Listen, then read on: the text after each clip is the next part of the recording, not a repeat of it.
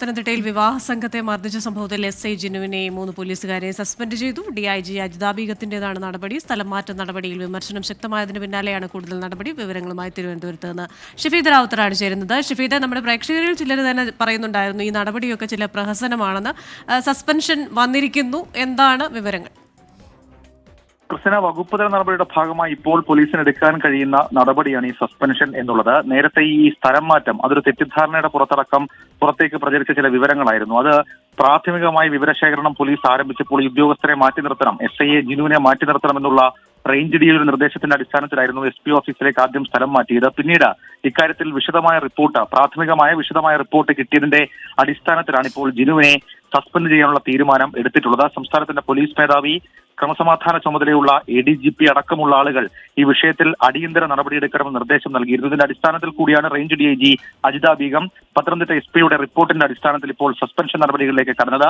SI ജിനുവിനൊപ്പം ആ സംഘത്തിൽ ആളുകളെ മർദ്ദിച്ച സംഘത്തിൽ ഉണ്ടായിരുന്ന 3 പോലീസുകാരെയും സസ്പെൻഡ് ചെയ്തിട്ടുണ്ട്. ഈ വിഷയത്തിൽ പോലീസുകാർക്ക് വലിയ വീഴ്ച സംഭവിച്ചു എന്നുള്ളതാണ് SP റിപ്പോർട്ട്.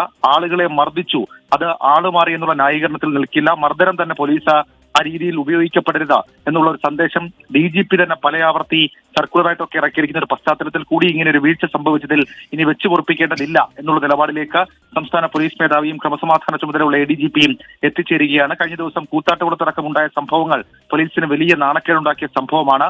തുടരെ ഇങ്ങനെ ഒരു വിഷയം ഉണ്ടായ സാഹചര്യത്തിൽ സേനയെ അച്ചടക്കം പഠിപ്പിക്കാൻ കഴിഞ്ഞ ദിവസമാണ് സംസ്ഥാന പോലീസ് മേധാവി ഒരു ഉത്തരവിറക്കിയത്.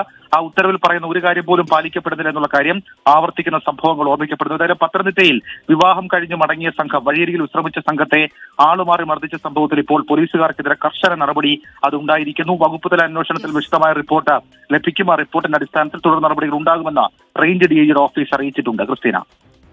ശരി, ഷഫീദ് റാവുത്തറാണ് തിരുവനന്തപുരത്ത് നിന്ന് വിവരങ്ങളുമായി ചേർന്നത്. എന്തായാലും സ്ഥലം മാറ്റി എന്നുള്ളതൊരു തെറ്റായ വാർത്ത എന്ന് പറയാൻ കഴിയില്ല. അത് ചില നടപടികളുടെ ഭാഗമായി മാറ്റി നിർത്തിയതാണ്. അപ്പോഴാണ് ഇത്തരത്തിൽ വാർത്ത പുറത്തേക്ക് വന്നത്. പക്ഷേ സസ്പെൻഷനാണ്, അത് ആദ്യ പടി എന്നുള്ള നിലയ്ക്ക് സസ്പെൻഷനാണ്. ഇനി ബാക്കി ഒരു പക്ഷേ അന്വേഷണം എല്ലാം കഴിയുമ്പോൾ കൂടുതൽ കർശനമായ നടപടികളിലേക്ക് കടക്കണം എന്നാണ് നമുക്കും പറയാനുള്ളത്.